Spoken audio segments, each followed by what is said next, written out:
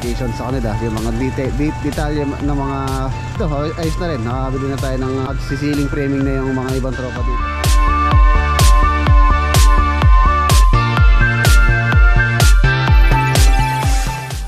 Pupunta tayo sa ano kayo mga boss, sa service gate niya, check na. Tapos na rin plastering para maganda po siya. Kasi itong bahay pagka nandito ka, so yung water closet. So dito sa space na to,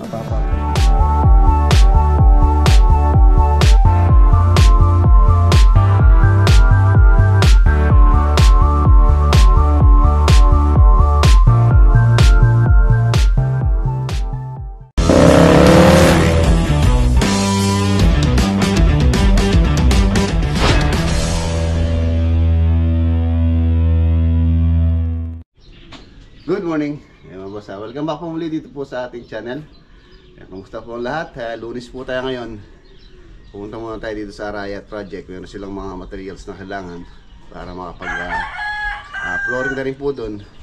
Tapos update tayo dito sa project dito sa farm na ginagawa natin para sa Tarlac City Project, 5 unit apartment. Yung po mga gate tsaka window grills. Let's go! Ayan na mga boss, ito pala yung ito pala yung main door natin. Ayan, 120 by 2.4 po yan. Main door natin sa San Simon tsaka sa Magalang Project. Dalawa po yan, halos same lang yung design. Ayan, ganda nyo. Solid. Ayan siyang design na groove. Sa Tarlac, hindi pa rin po na-deliver yung mga pintuan doon, gawa ng ongoing pa. Tsaka natin dalhin pagka malinis na doon. Ito na yung gate. So continue lang nila. Wala, dalawa na po silang gagawa para mabilis. Ayan, titingin po tayo ng ng bisagra hinges para dun sa mga pintuan. Ang bisagra pong gagamit natin doon is pivot hinges. Ayan, update tayo sa farm. Ang ganda, oh. Swimming pool kapon, pinatubigan ko kapon. Ayan, napakalinis ng tubig, oh. Ayan, yun po isang pinto, pinatid ko na sa San Simon. San Simon pala. Ito sa Magalang po ito. Ayan po yung pintuan doon. So ngayon pupunta tayo sa mga boss, sa Magalang. Silipin natin doon, patapos na rin po yung bubong. Ayan. Saan gawin itong natin. Ito yung service gate niya, check na. Pila niya kaya nga RD+ pa yung kailangan to. Pag uwi makakabili ako. Ilang piraso pa. Ayan, kailangan pa natin ng dalawang hardy planks. Tulad yun. Tapos ang magiging bisagra po nito, hinges nito is pivot. Pillow block po yung magiging nito bisagra. So let's go. Silipin muna natin sila sa Magalang. Tapos mag-surprise visit tayo sa Tarlac. Hindi nila alam na pupunta ako ngayon doon. So surprise visit natin sila. Tsaka sa Magalang din. Ayan na, nandito na po tayo. Dito sa Magalang. Yung pong bubong natin dito, halos tapos na po siya. Dahil kahapon may gumawa din po dito. Ayan. Medyo nirarush kasi natin tong project dito. Gawa ng pauwi po sila Kuya Jade sa June na. So kailangan na at least yung kwarto is matapos. Dito na tayo. Yun, no? Mas ang ganda na niya. Tapos may na rin po yung dito. Prepare ko na rin yung bubong dito sa may harapan. So magiging 3 layer po yung bubong niyan. 1, 2, tapos dito. Ayun, meron pa tayong canopy doon. Yan, ang ganda-ganda.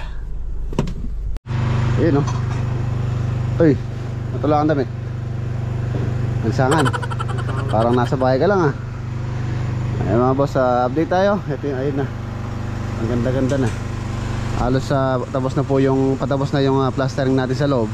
So next natin, bibili na po ako ngayon ng pang-framing natin. Pang-framing sa kisame. Ceiling. Ayan. Wow, ganda na. Tapos ito yung pinaka ano dito, pinaka ports. Alos yung pong distance nito lapad is 2.4 para kung sakaling 60 by 60 yung ating ilalagay na tiles dito, sakto lang siya na 4 na pirasong tiles, hindi siya alanganin. Yan. Tapos hanggang dito na po yan, hanggang doon na yung pinakabubong na magdadrop dito, yan dito sa area na to. Tapos yan dito mag-aasinta rin po tayo dito, gawa ng bububungan din po natin to para mag-iisang bubong po to papunta ron. Ayan. Alinta na pala materialis ka na. Sa original plan namin mga boss, dapat tong area na to magiging lanay area. Pero yun nga napag-desisyon na namin ni Kuya Jay na maggagawin na lang to. Dito na lang kami magda-dirty kitchen. So yung balak namin dirty kitchen dun sa likod, yun na lang magiging bodega or storage. Ayan, maluwang naman po to. Pwede pa siya maglagay actually ng ano dito, lamesa. Tapos ito yung pinaka-terrace, yung terrace niya. So ayan, paikot lang. Ano na yan, dirty kitchen. Tapos lalagyan lang natin siya ng enclosure dito. Pwedeng glass. Yan, pwede rin namang ano siya, open space. Pero mas maganda siyempre meron siyang ano din, meron siyang enclosure dyan, salamin. Pwede rin yung mga bakal para ano siya, grills na bakal para meron pumapasok na hangin if ever. Ayan.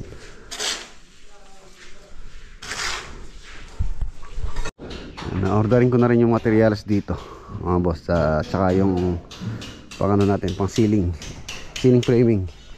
Kailangan natin apurahin ito.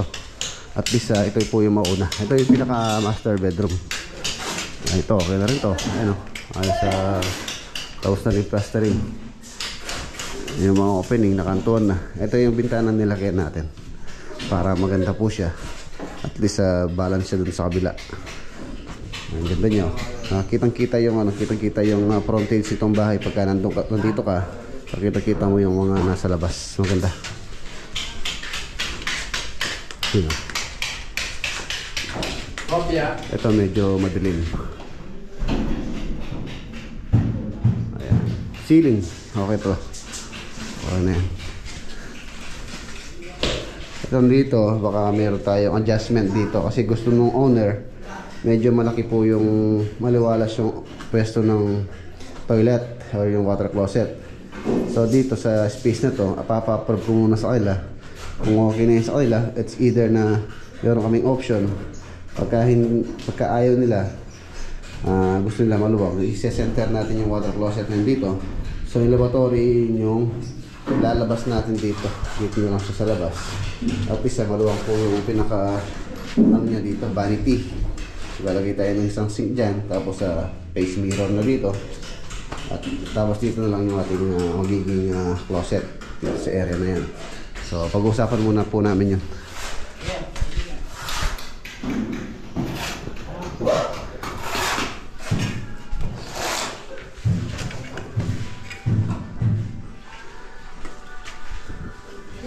Sa labas na sila.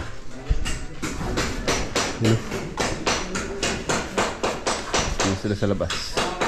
Tapos papasok na natin to para maano na rin po yung ano dito, hole dito. Magko-connect na just siya dun sa ating pinaka inside gutter. Ordering ko na rin materials do. May layout ko na rin yung lababo dito. Ayun po yung ano niya, layout niya, hanggang dito siya. Ito yung pinaka knock, 40 cm yung ano niya, yung pinaka top ng knock. Tapos yung lababo dito 60. Dito yung pinaka-sink. Hanggang doon, tapos pa-L siyang ganyan. Tapos cabinet dyan, hanging. Ay, ganda nito. Doon tayo dito, drop light. Ayan, nagdala pala tayo ng lumang bowl mga boss. Palalagay ko dito, temporary lang. Para pagka gusto nila mag-CR, dito na. Hindi na sila pupunta ron sa malayo. Si Wangis. Ayun. Ay, pinapatadaan niya po niya yung ano doon dahil pagka ni-spandrel natin yun, kailangan baltada na. Ayan, bili muna tayo ng materyales. Yung bakal natin dito, hollow blocks, so ceiling materials. Yung pang-framing muna. Saka na natin bilhin yung ating pang-close. Hindi kailangan pa po kasing electrical pa yan bago i-close. At least mauna yung framing. Ayan, nandito na po tayo sa hardware. Ayan, nandito na tayo sa loob ng hardware. Pipigipin namin yung yung metal paring.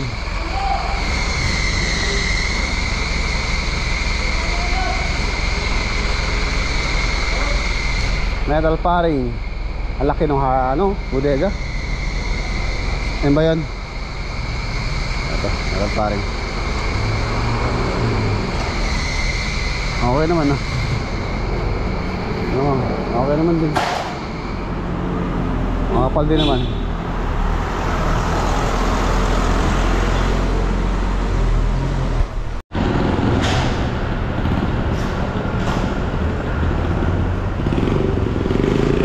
Laki ng bodega nitong hardware dito. Parang sa friendship 50.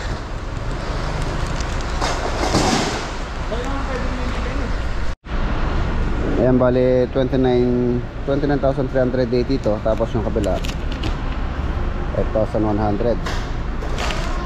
Alas nasa 34,000 po binili natin. Tapos yung ating hollow blocks, COD na lang yun. Bukas daw di-deliver yung hollow blocks.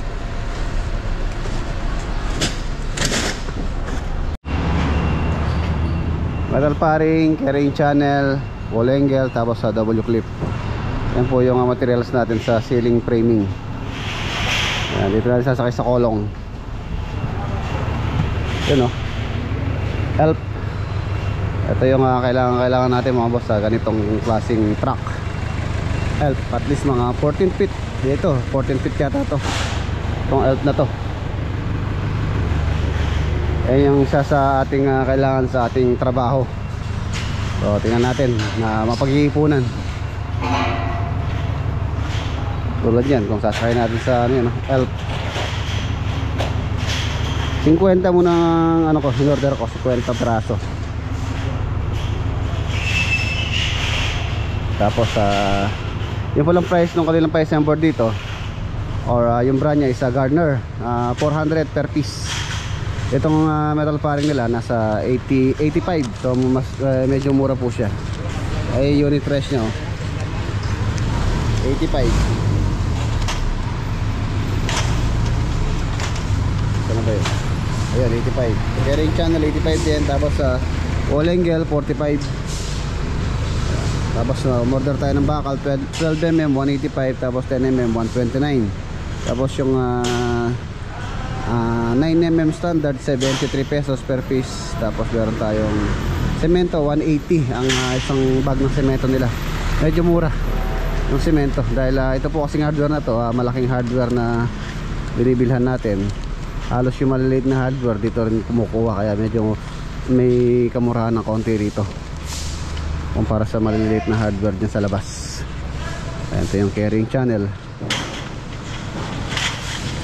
30. Tapos wall angle, Jeff, wall angle pa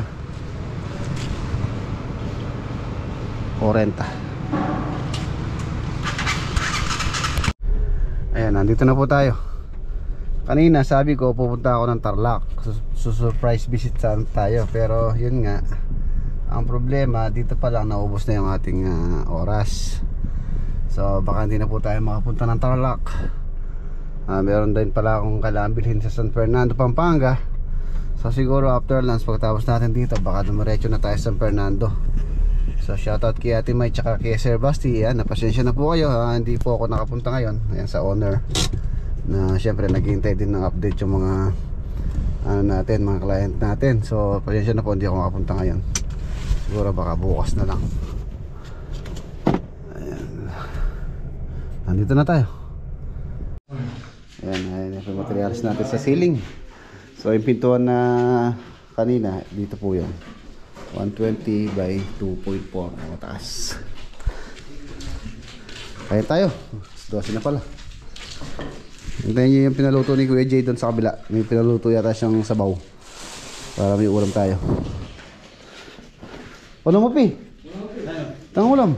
Takarin ka. Itong tricycle. Yun na. Oo. Yun no, isang kalderong ano yan, isang kalderong tinola. Talunan.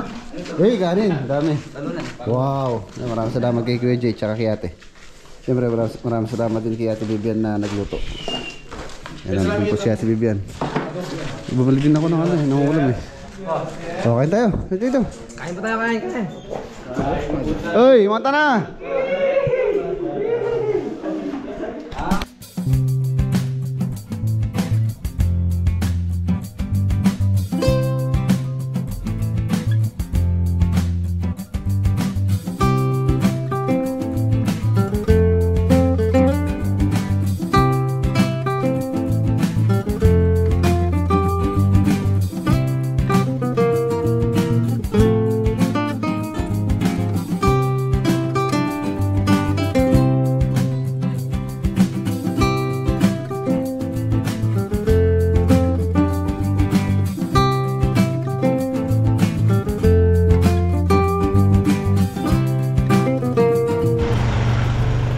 Tapos na po kami mananghalian, nakapagpahinga na rin. So alauna na, balik din sa trabaho. Tayo naman, nalalakad na tayo. Baka pumunta muna tayo dito sa San Fernando.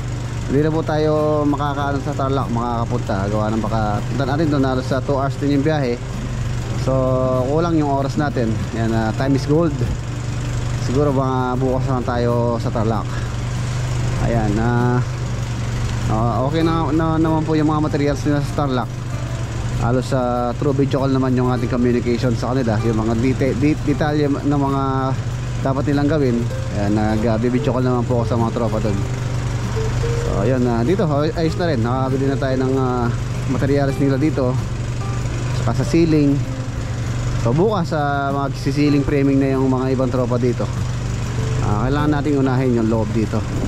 Kahit yung labas, kahit huli na po yun. So yung mga nagtatrabaho sa labas ngayon, bukas ay papasukin na natin dito sa loob. Ayan, tapos meron gagawa pala dito para kahit dalawang tao gagawa rito, at least merong gagawa rito.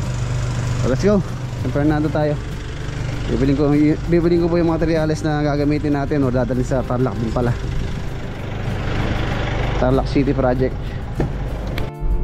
Ayan, nandito na po tayo sa San Fernando, Pampanga. Punta po tayo dito sa Isuzu Pampanga.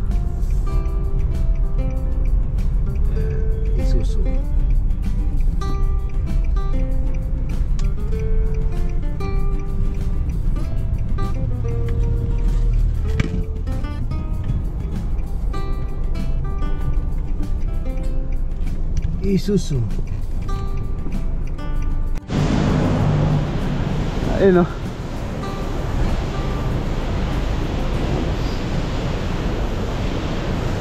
Bale ito po yung pinaka pinakaulo ng ating canvas. 14 feet na Isuzu. Ang pagkakaiba lang mga boss, ito po yung body. Ang kinukuha natin is sa drop side, 14 feet ang kinakanvas pala natin. So ito lang daw sample nila sa sa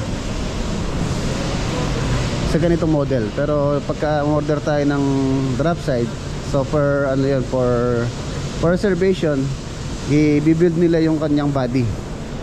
So pinakaulo niya ito na. Yan o.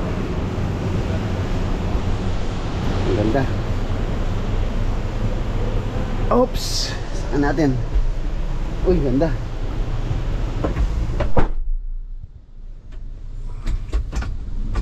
Siyempre manual siya. Ang ganda ng driving niya. Driving position.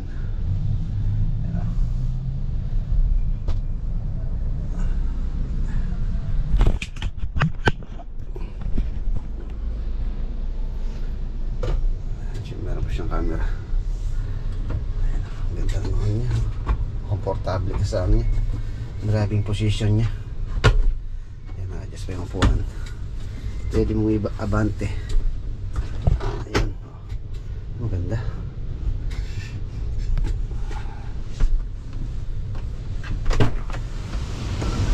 Sir, ano po yung paglalagay niya? Gravel and sand po ba?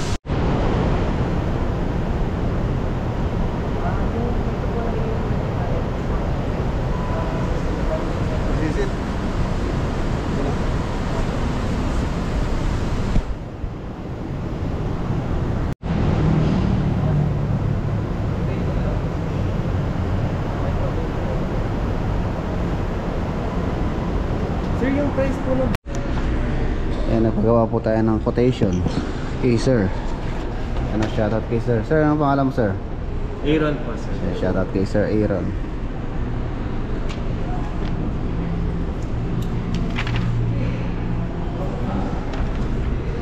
$14 feet tapos 10 feet ang ating option. Ayun na nga mga boss, nakapagano tayo. Inquire lang muna tayo naman, hindi pa naman tayo bibili kung magkano.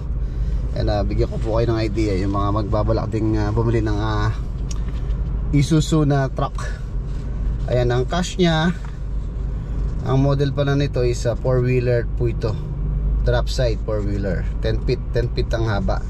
Ang cash nya is 1,489,000. Tapos ang financing ganun din. Tapos yung discount nya 60,000. Tapos yung kanyang net price 4,429,000 less po yung discount na 60,000. Tapos pagka kinuha natin siya sa financing, may down payment tayo ng 20%. For approval pa po yun. Kung hindi pa sigurado kung approvean yung 20% na down payment, 20. Tapos ang kanyang ang kanyang down payment pagka 20%, ayan na 297,800 sa unit price. Tapos yung kanyang magiging hulugan natin is 1,191,200. Kinuha natin siya ng 3 years 36 months. Ang magiging monthly natin is 45,415. Ayan po yung ano niya, price niya. Medyo mabigat. Yung 10 feet po ito na 4-wheeler. Tapos nagpakot pa po ako ng Isuzu and MR85H drop side single aircon. Ano po ito, 14 feet naman to, mahaba. Ang cash niya is 1,963,000. Tapos discount ng 60,000. Ang net price is 1,863,000. Ang magiging down payment niya 30%. Tapos ang ida-down natin 588,900. Tapos ito yung natitirang 1,374,000. So yun yung ating hulugan ng, for example, 36 months. Ayan na 52,388 ang monthly. Napakataas. Mukhang hindi natin kakayanin yun. Pero syempre tingnan natin, isipan natin mabuti. Tapos nagpakot din po ako ng isa pa. Bale ito naman 14 ay 6-wheeler din to, drop side. Tapos dump, nadadump po siya, dump, parang mini dump. Tapos single aircon. Ang price niya is 2,668,000. Napakataas. Kung meron na siyang dump, halos sa kalahating milyon ang dinagdag may get. Ayan, dump po ito. 60% ay 60,000 discount. Tapos net price niya 2,608,000. Nalilito tuloy ako. Ang magiging down payment natin dito 800,400. Tapos yung ating natitira hulugan 1,867,000, which is ang monthly niya is 71,203 ang monthly. Ayos ko Maria, siya pataas-taas.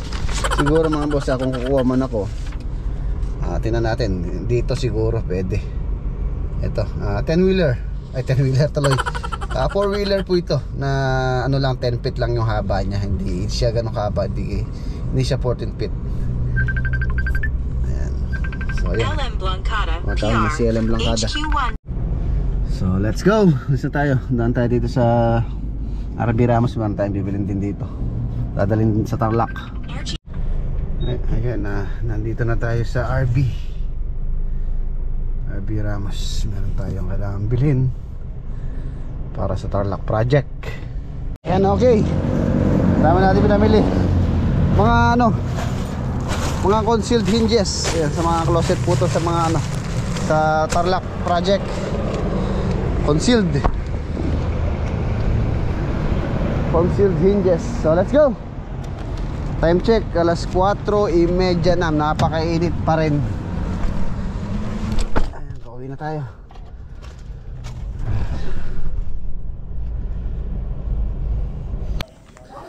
Ayan na mga boss, nandito na po tayo sa farm. May binili pala akong ano, ilaw. Ayan, nailagay ko na rin. Ilalagyan ko na siya ng wire. Hindi po pala siya solar, so ano siya, electric. Bumili ako ng ilaw na mas malakas kasi pagka gusto kong mas maliwanag, so bubuksan po natin itong ano na to, itong electric. Nilagay ko lang po siyang temporary para ma-testing ko mamaya. Medyo madali, may kasama ko si tatay, si Lolo Boy, na inaalalayan niya ako habang nilalagay ko yung wire sa ilaw. Testingin natin mamayang hapon, mamayang gabi, pagka dumilim, kung maliwanag siya. Ano po siya, 100 watts na LED po yan. Ayan. Ito daw po yung ginagamit nila sa street light. 100 watts.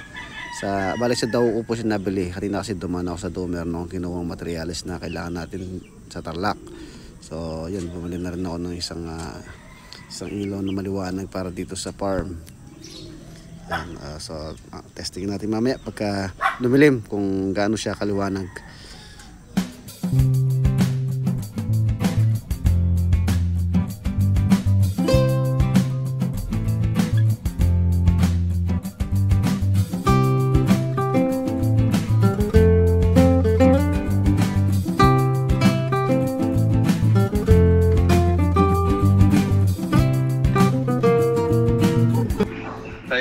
Ayan mga boss, si The Alan Builders. Ayan, shout out. Tapos si paring Mac Lagunilla Vlog. Tapos si Reds Vlog. Mga poging contractor. Si paring Rex Vlog. Tsaka si The Alan Builders in the house. The Alan Builders mga boss, ang location po niya isa sa Nueva Vizcaya. Isang sikat din na YouTuber to, saka po sa Facebook si The Alan Builders. Siyempre supportan yung ano niya, yung page niya sa Facebook. Tapos paring Mac sa Tarlac naman, sa kanya ang Tarlac, kay The Alan Builders ang Nueva Vizcaya, sa akin ang Pampanga. Are, shout out mga kontraktor. Magandang gabi po sa inyo lahat. yan, vlogger din. Magandang gabi po. Ayan mga boss, yun po yung ilaw na binili natin kanina. Ayan ang iluwanag niya, oh. Ano po yan, LED na 100 watts. So if gusto natin ng mas maliwanag dun sa solar, buksan ko lang po yan. Ano po pala yan, kuryente yan, hindi po solar yan. 100 watts po yan. Ayan o, liwanag niya, halos sasakop niya tong area na to. So sa tansya ko, kung meron tayong sa dalawa, tatlo dito, malamang sa malamang itong buong area na to maliwanag na maliwanag. For example, maglalagay tayo dun isa sa sentro, tapos isa dito or 4 siguro. So maliwanag na po yung area natin. Yung biro nyo, isa lang yan, no? Halos sa sakop niya hanggang doon. Ayan, ang liwanag po niya, 100 watts. Ito yung ginagamit sa mga street light. Yung pong nilalagay nila, halos single lang, 50 watts yan. Ano po yan, 100, dalawa po yan. Meron pong tatlo niyan, 150 watts. So for sure yun, maliwanag na yan. Ang price po pala nito is nagre-range sa 3,300. Yan, solar na yan. Ay, hindi po pala solar. Sorry. Yun, maliwanag, oh. Ay mga boss, dito ko na po tatapusin yung ating vlog for today. Kita-kita tayo bukas sa next upload. Paalam po. Shoutout nga pala kay The Alan Builders. Ayan, shoutout boss The Alan Builders, kay paring Mac Lagunilla Vlog. Paalam po.